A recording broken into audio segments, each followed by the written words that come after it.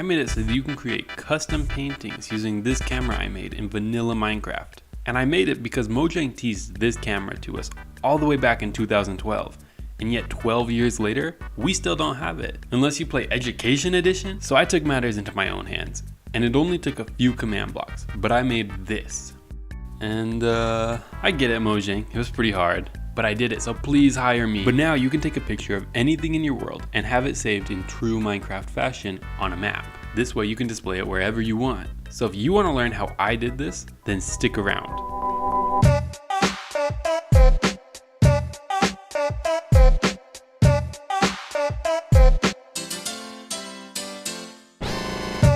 So yeah, I made this working camera in vanilla Minecraft. And if you're a die-hard fan, you might have saw this coming because I actually teased this creation in my raycasting tutorial. And I think this might be one of my favorite creations that I've ever made in Minecraft. Because when I saw it work for the first time, it blew my mind. So we're gonna get right into this so that I can show you how it all works. And like always guys, if you wanna try this for yourself or take a look at how the command blocks actually work, then I'll be linking the map in the description of this video. So be sure to download that if you want to put your photographer skills to the test. And while you're down there, don't forget to hit that subscribe button because I make loads of videos like this and you won't want to miss some of the things I've got coming up. So make sure you turn on that bell. And so this is the brain of the contraption.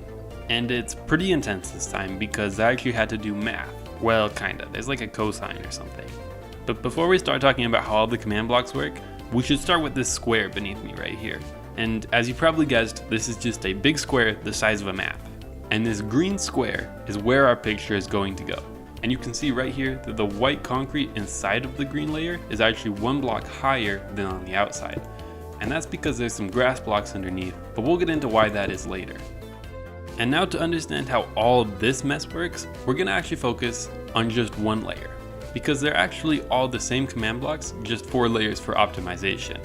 But we'll get into that part later. So we're gonna start by looking at this bottom layer, and to explain how it works, I'm gonna get it started by just rendering a simple scene. And I'll show you guys how to set this up later in the video, but for now, I'm just gonna turn it on so that we can focus on how the command blocks work.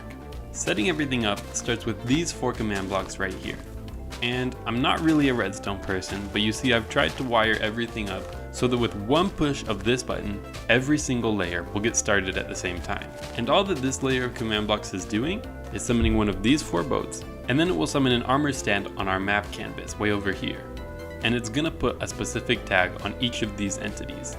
Once we have those entities summoned, we're gonna run over to this line of command blocks, and all that command block is doing is teleporting one of these 4 boats to the specific coordinates where it needs to be. And if you wanna get an idea for where they need to be, then from the armor stand's point of view, you'll see we kind of divide our picture into 4 quadrants, and 1 boat goes in each quadrant. And they have to be offset like this or else they'd run into each other and it kind of messes up the whole idea. And after the entities get teleported to the right position, it starts a clock between these 4 command blocks. That clock is responsible for shooting a second boat out of each of these boats and then teleporting it forward until it runs into a block.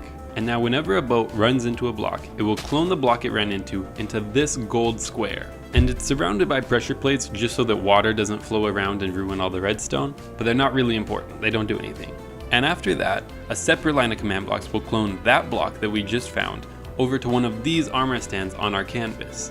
They will put the block that they found onto the canvas, creating the picture, and then when we open the map, we'll see what we're rendering.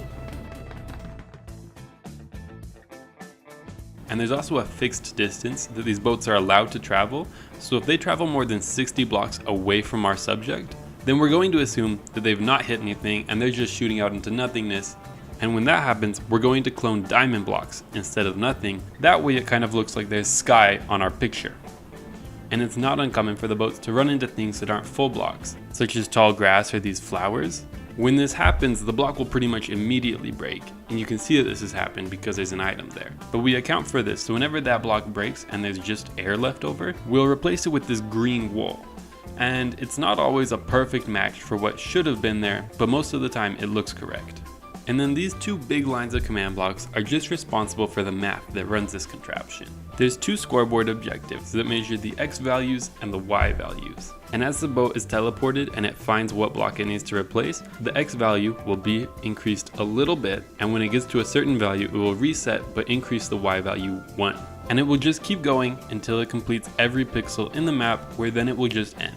This way, after it's done going through, it will have a perfect square image to print.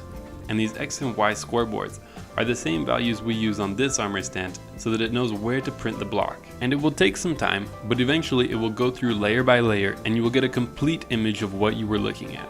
And the first time that I saw this contraption work, it blew my mind. And I want you guys to experience that, so now I'm going to show you how you can set it up and how you can take a picture in your world. Start by grabbing all the items in this chest, and then you need to find something you want to take a picture of. And so in order to set up your own scene, you're going to place the armor stand so that it's looking at the scene that you want to capture. And then next to it, you're going to need to place this spawn egg to add a tag. This is going to put the camera tag on that armor stand. And then next you're going to use the add ticker spawn egg. Go over to where your scene is generally looking, and you're going to place this. And it's going to create a ticking area that's 3 chunks wide, so you have plenty of wiggle room. But that way, this is rendering even while you're not here.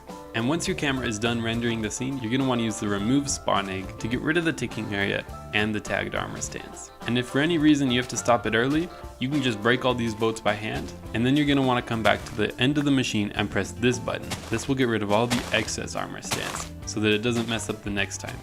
And then this step is optional, but I think it's fun because it allows you to see it rendering in real time. But you can press this command block on your canvas to clear it all. That way while you're looking at the map, you'll just see a blank canvas. And with it all set up, you should be able to press this button. You will get the boats in the correct places, and then after about 5 seconds, it's going to start shooting off rays. And if you bring your map over to the canvas, you can watch it render in real time. And it looks like everything's working, and so now all that's left to do is to wait 10 minutes. Only 10 minutes, guys. Okay, yeah, it's pretty slow, but I'm working on optimizing it.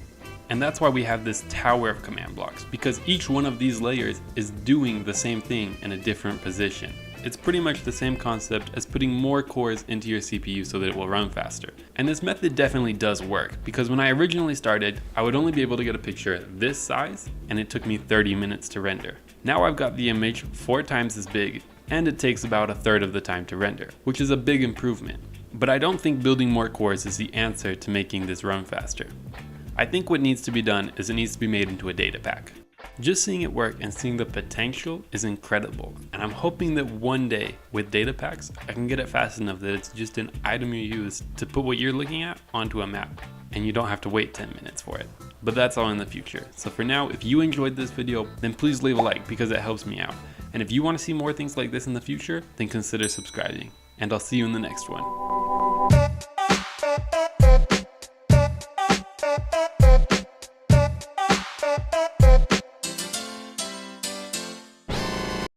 You can come over to a cartography table, put your map in one slot and a glass pane in the other, and it will be locked